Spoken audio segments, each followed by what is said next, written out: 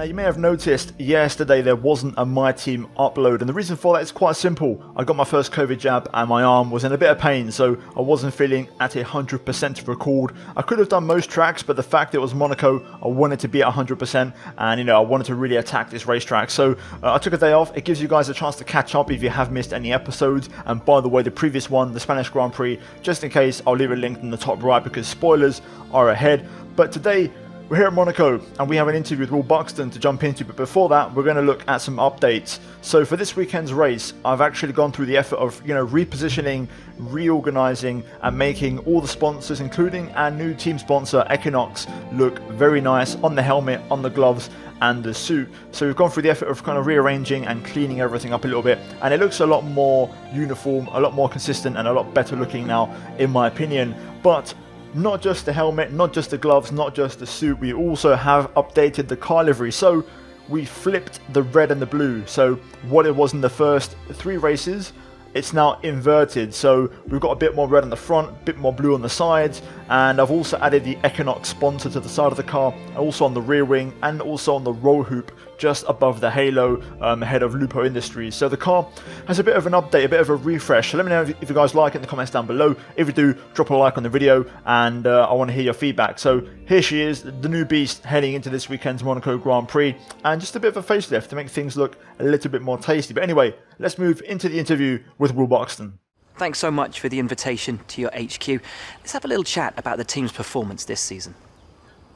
We've been hearing rumours your teammates struggling to cope with the workload at the moment. Is there a worry that this could start to impact their performance? Not really.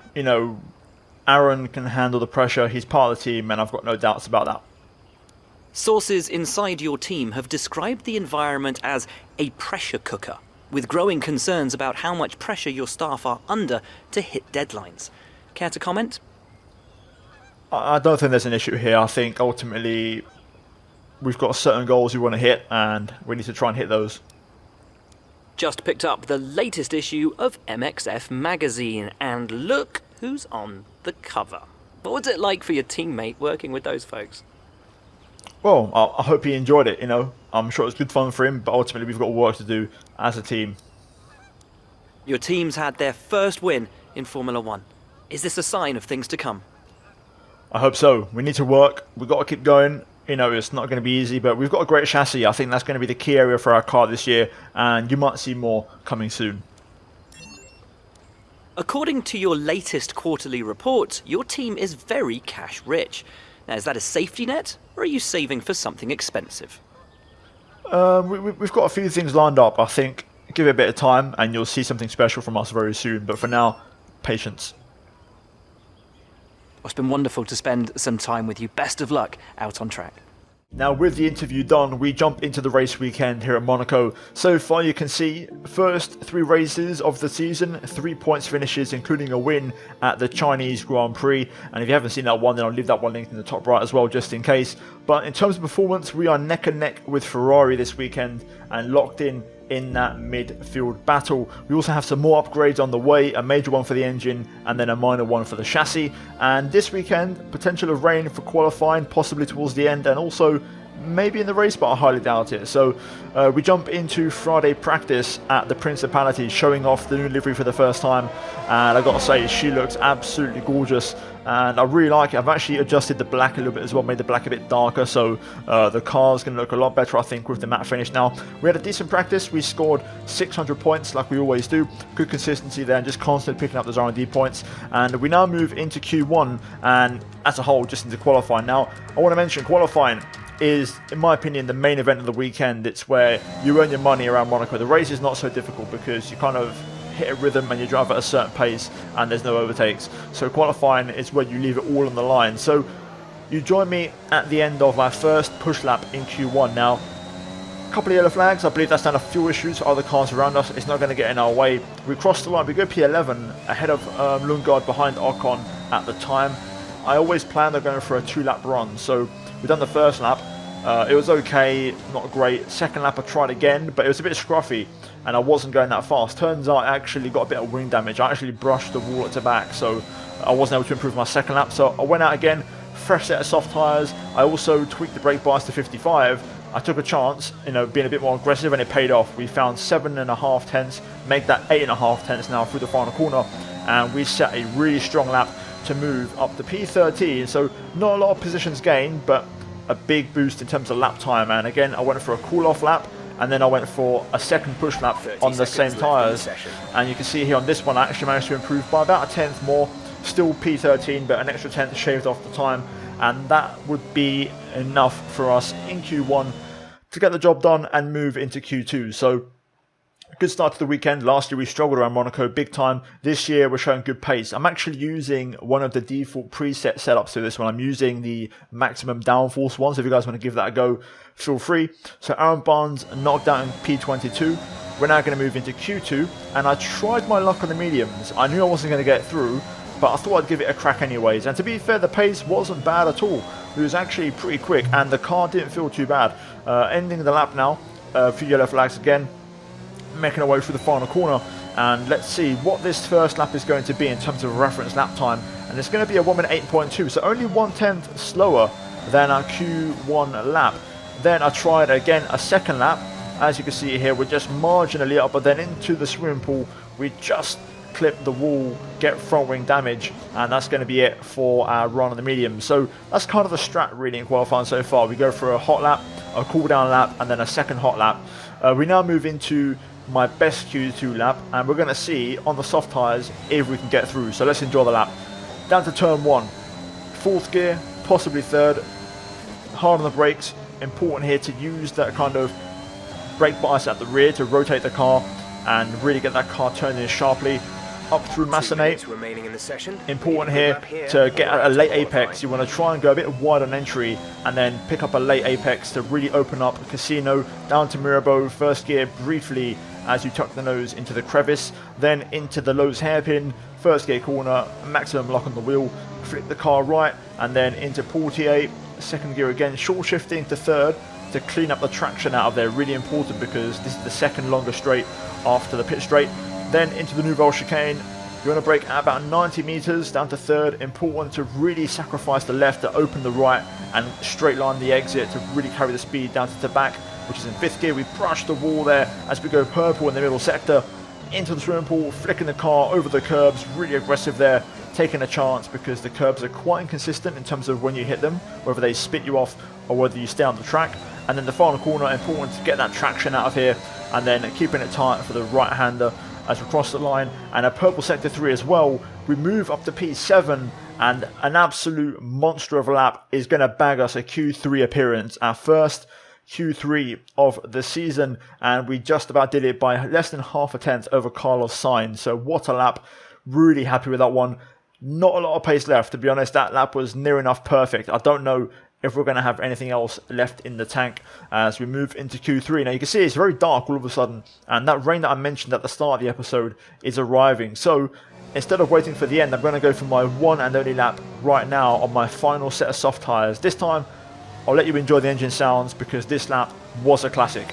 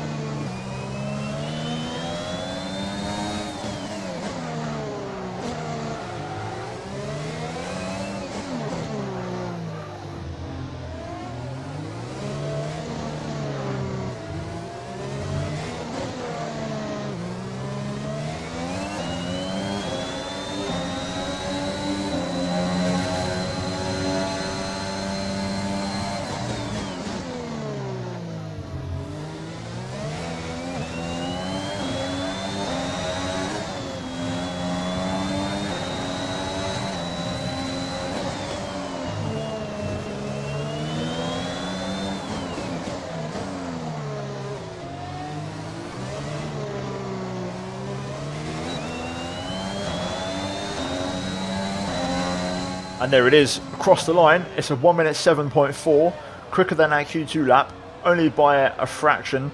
But that's it, that's all we had in the car in terms of outright pace. Ultimately, it wasn't to be. We finished in P10, quite a way off Lance Stroll. But still, Q3, Very happy with that one. You know, the best possible grid position for us around Monaco. That's all that matters around here. So we'll take that. Who knows? Maybe with a good start, we might gain 1 or 2 more places in the race, and then it's all down to strategy. So I'm looking forward to it. We've got a good opportunity here to get some good points. So yeah, that's it for qualifying here today at Monaco. Q3, P10, lap of the season, and we're now going to move into the race for the Monaco Grand Prix. Nelson Piquet once said that driving the Circuit de Monaco was like riding a bicycle around your living room, and it's not hard to see what he means by that. There's no more prestigious a Grand Prix victory than Monaco, but also none so challenging. The astonishing Circuit de Monaco is, for all intents and purposes, virtually unchanged since its inaugural race back in 1929. The faster cars of today, though, ensure the 19 corners past the casino and along the seafront remain as thrilling as ever.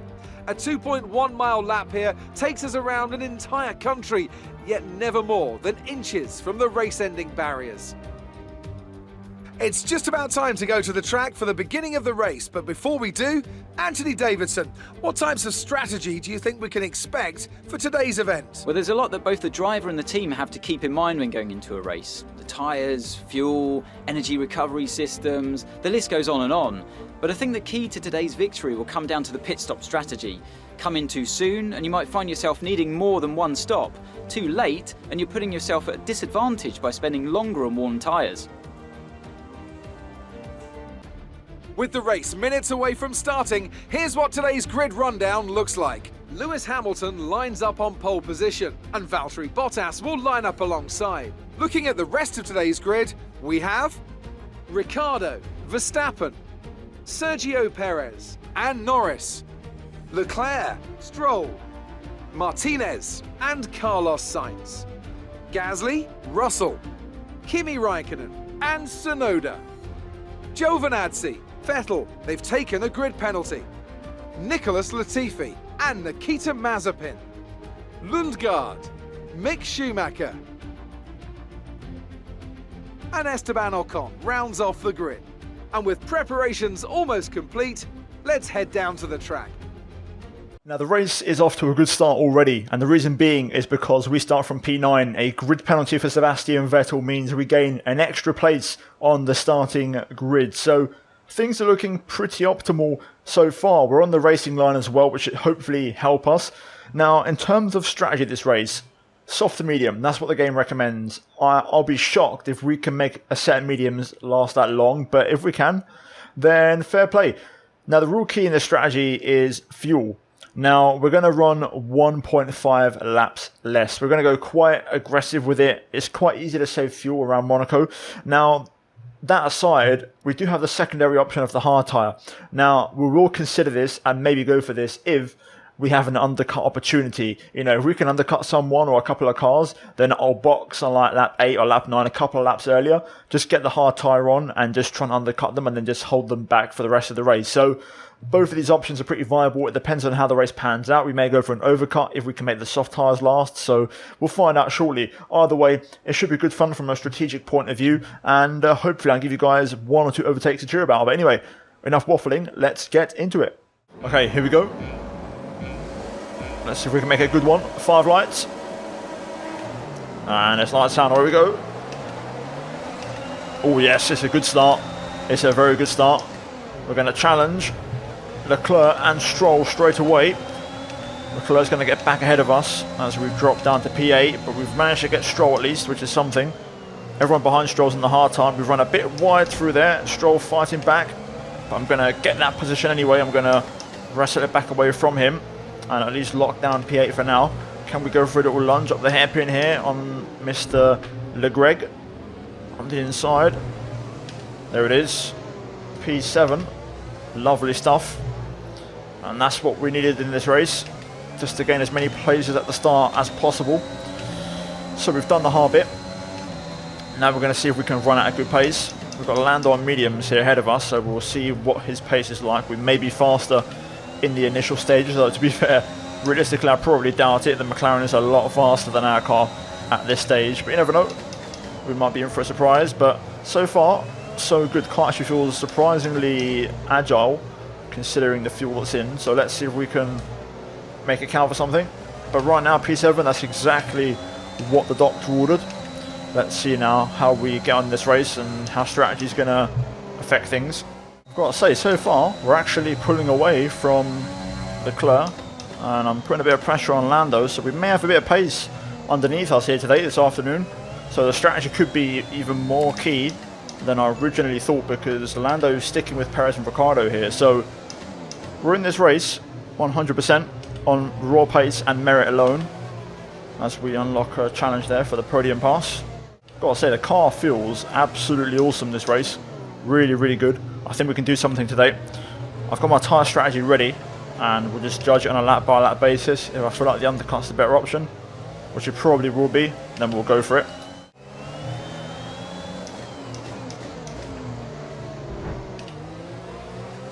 Can we go for this maybe? Lando will be on the back foot here. He does have DRS. I've managed to force him though into an error. Around the outside we go. Yes, what a move, come on. Love that. Exactly what we wanted. We forced Lando into a slight error. Caught him napping at the Rascas, and we're through up into 6th place, which is going to improve our chances at a top 4 finish exponentially here, now that we have a direct crack at Perez and Ricciardo on the same tyre strategy. I wonder if Ricciardo has wing damage. McLaren are usually a lot more on pace than this, but Ricciardo seems to be off it a little bit. We're going on to lap 9 now, so I'm looking at the undercut, but there's a lot of traffic though, which I'm not liking the look of. It's quite spread out. We're approaching the pit window. You'll be on the mediums. So I really don't know here. At the moment I am looking more at the overcut, just because of the traffic spread. You can see in the final sector it's not looking too great. I think I'm going to go for the overcut. Looking at the tyre wear, how I feel right now, and looking at the minimap, I feel like that AI are going to rejoin in traffic. That's what's going to happen if we pit right now, so the overcut is going to be the option I'm going to go for. Let's see if it pays off or not. We need to now save ERS and get ready for that 1 lap overcut to see if we can make anything happen. We're boxing this lap. Give us the best in lap you can. First warning for track limits as we take a chunk out of turn 1. No big deal. Now, will Perez pit, or will it be Verstappen who pits? I'm about to find out. I think Max is in, so Perez is staying out for 1 more lap. Ricciardo's going to pit, so we may have to go for a 2-lap overcut here. Let's see if we can run with Perez, and then we'll try and go for a 2-lap overcut after this. So Sergio should pit this lap. There we go. That's going to release us into clean air. Right, let's try and push now. This is going to be our own lap. Hopefully we can do enough here. We're going to drain the battery. Oh, the back end is getting very, very loose. Trying to push in this end lap as much as I can and squeeze everything out of these tyres. Bit of a lock up there at the Rascas, but we're going to drift our way into the pits. Very good pit entry, hitting the speed limit. Let's see if we've done enough. There's a massive train of cars heading into the back right now. Ricciardo is in there. This is going to be so crucial right now. We need to try and gain a few places. This has to be perfect. Yes, 1.9. It's a perfect stop. Look at this. Look after these tyres now. We want to finish the race on this compound. Oh yes, we've done it. It has worked out beautifully, and by quite some margin as well. Perez must have got held up really badly. Dare I say, both Ricciardo and Perez may have got held in the pits. Both of them. Look at that, we're out well in front, and we've managed to go into the medium, and we'll have fresh mediums in most cars around us. Well, this is fantastic. This is net P4 in this race. What a recovery. What a first half of the race from P9, P10 after qualifying, to P4. I will happily take that. Now we just got to try and get that fuel back on target and pretty much coast it now for the second half of the race. I don't think a top 3 is possible. I think those guys are a bit too fast. Perez sets the pace, 1 minute 9.1. But he's now stuck behind Latifi. That's what I mean about track position, see? Overcut was the way to go. Personal best. Closing in on Kimi now. Sonoda ahead. We need to pass both of these guys. These are the only traffic that I'm going to have. But it's crucial that we pass them because we can't forget Sainz, who was on the hard tyre, starting behind us, and Lando. You know, they're going to be threats. So we need to go for this. I had a look there. I didn't really fully commit, which is a bit of a shame. But I need to get this move done now because I can't waste too much time. Lando's going to be very fast. Now he's got clean air in the McLaren on those mediums. And Sainz on the hard tyre on the Ferrari won't be too shabby. This could be it, to be fair. Here we go. Could be a cheeky little move into Nouvelle. Haven't done one of them in a while. Here we go. Up the inside of the Iceman. And we're through. Sonoda next. Let's try and pick him off ASAP. See if we can get him on the pit straight here. If we can just get a good exit at the final corner, which we do. DRS, ERS. Full Honda Works power here. Up the inside. It's a bit tight, but we've got it done. Bit of a scruffy one. But it is what it is. Yuki forced me a bit tight, so I didn't really have much room into the corner. But we're through. Next cut the road is Verstappen for P3. It looks like they're stuck in traffic, so this might be a chance for us to just cut the gap down a little bit. Purple sector 3. The 3 cars ahead are losing a lot of time. Gap is already 7 seconds. We've gained 2 seconds. Just like that, and we've dropped Sonoda and Raikkonen completely. So we've got a lot of pace right now on these tyres. And looks like some cars are in. Lando's pitting. We've cleared him. We're well ahead. That's important. Lando's gone for the hard tyre anyway, which is interesting. We match our personal best. I think Lando's actually... Yeah, Lando's behind us, so he's managed to jump Ricciardo and Perez as well. So the strategy has worked out for him too. Now we've caught up to this train of cars. We're going to go into fuel saving mode as Hamilton pits. Okay, so Lewis pits for a second time this race. That's a 2-stop for Hamilton. Will Bottas follow suit? Verstappen stays out. That makes us net P3 right now. What's tyre we're setting? I need to know what the tyre is now. I'm curious. It looks okay. I don't know why Hamilton stopped. Maybe he got wing damage following the slower cars. Not sure. Either way, now we've caught up, I'm going to focus on fuel saving because we're still quite negative and we've got half a race to go. So I want to try and get that back down a little bit. So lift and coast coming right up. Oh, the lift and coast has come to an end as everyone else who had to pit has now pit. So we are confirmed net P3. Let's see what kind of pace the front two have. Obviously it's going to be hard to make anything happen, but Bottas and Verstappen haven't pit, which leads me to believe Lewis may have got some damage. So we're on for a podium right now, which is incredible. And there we go, fuel is now back on target. Let's see if we can just go a little bit into a plus reserve and then I can start pushing again. To be fair, the pace is actually really strong because I've been saving like crazy. Verstappen hasn't exactly driven away. I was able to keep up with him for a few laps just to see what my pace was like. Lando now starting to catch up, but in general we look pretty strong. The race pace today has been unreal. Second warning. Got to be careful now for the rest of the race. We have got the gap to Lando back up to 4 seconds. So we're pretty comfortable right now. I'm just going to try and bring this car home in one piece. So driving at a pretty reserve pace. Forget, you know, Yuji Ide or Mahavir Raghunathan. We're going to lap the legend himself, Aaron Barnes, my teammate. Here we are closing in now on him. He's running for P21, battling for P20. Meanwhile, we're chilling in a P3 at Monaco.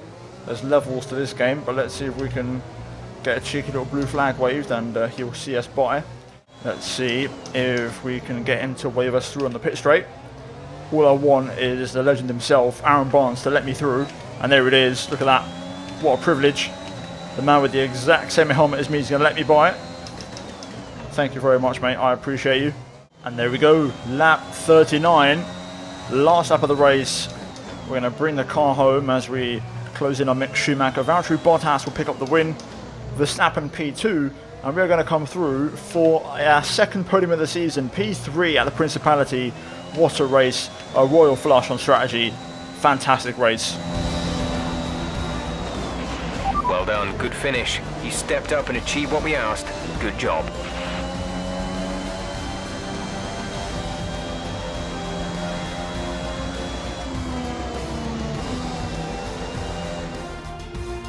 They've done it then. They've won here in Monaco with an emphatic performance and a victory they can be proud of for years to come. Anthony, tell me, what was it that helped them achieve this success? Well, I honestly feel it was down to the driver and car today. I mean, we can talk driver skill all day, but if you don't have a solid team to back that, you're never going to get anywhere. When you hit that sweet spot of having both an excellent driver and an incredible car, that's when you see results like those we witnessed today. Mercedes are on top form once again after an excellent race weekend. It's great to see them up on that podium once again.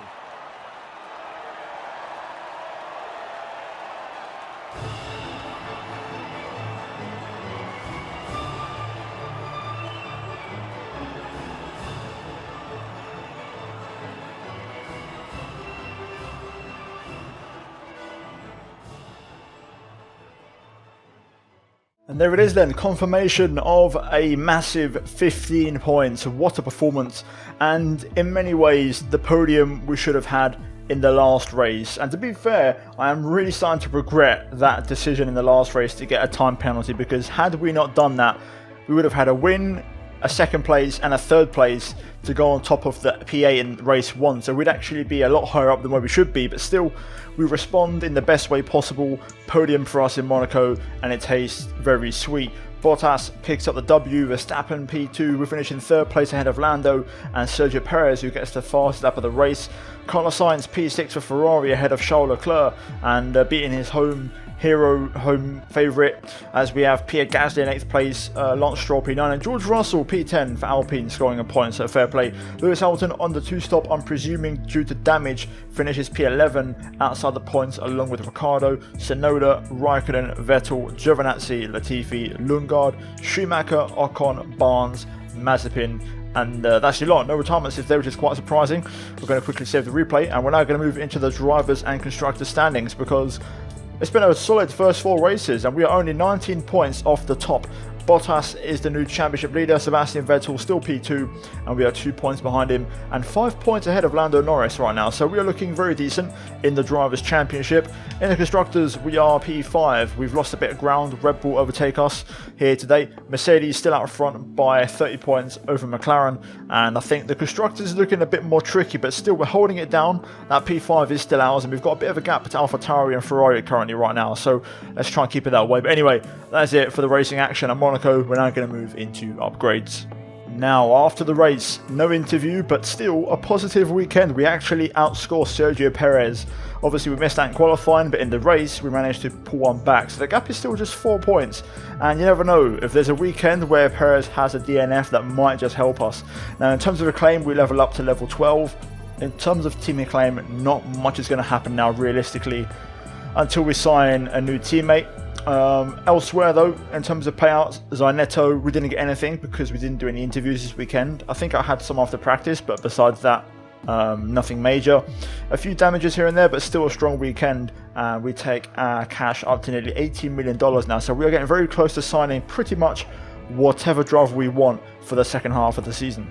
Now we're back in the office and we're going to take care of some admin work. First of all, we have to renew our sponsorship with Lupo Industries, so I'm more than happy to continue. They're a pretty easy sponsor to hit the target for. We've got upgrades on the 26th and the 3rd before the next race in Baku. Now before that, we're going to quickly go and do some activities. So looking at the options that we have, I think a lot of it is second driver based, to be honest with you. So I really don't think it matters too much. You know what, for the meme, just for once, to see if, you know, Aaron Barnes can have a half decent race, we're going to dedicate everything towards him and see if he can deliver a performance, as we pretty much dedicate all of our activities to him. Hopefully he finds a bit of pace out of nowhere. Now we have 2,000 R&D points to spend, so let's have a little look and see what we can do. So aerodynamics, front wing end plates, I'm going to wait to see if I can get some discounts maybe. DRS, maximum slot gap, 13% discount. Elsewhere, front wing bracket adjuster, that could be a one to look out for, even though there's no discount, I don't mind that. And then there's a minor one on the rear downfalls. I feel like I'm going to go for this one. I like the look of this. We need more front end downfalls. And then, can I still afford this? No, I can't. I'm 10 points short. So we'll go elsewhere. We'll have a look at the chassis. We've got the wheel rims, which is 1,300, which is way too much. Tyre blankets for tyre wear, that could be an option. Engine wise, heading into Baku, intercooler. Bearings, it's not a bad one actually. I don't mind that for the ERS. I think we can work with that. Let's go with that, and we'll save the rest of the points in case of failures. So let's move on and let's see if all of our upgrades arrive. Now we had an instant failure on the plank, so we're going to have to go again and repurchase that one. Hopefully we can afford it. Fingers crossed. Yes, we can. 400 points. So we're going to have to get that back on the car. Fingers crossed now nothing fails. That should still arrive before the next race in Baku. And we've had another failure. The ECU has failed. So we need to go again and repurchase that one as well. Should be pretty cheap. Okay, never mind. 396. There goes all my R&D points. So good thing I saved those points that I had. So there we go. We've had to repurchase that. The plank has arrived though, which is good. And we're now ready for the next race in Baku, guys. So That is going to be it from me here today. Hopefully you enjoyed the episode. If you did, smash the like button, subscribe for more daily F1 content on my channel, and as always, a big shout out to the members of the channel for supporting the content. Finally, check out 2 videos on screen if you haven't seen them already, and I'll see you guys in my next one. Until then, take care, and it's goodbye from me.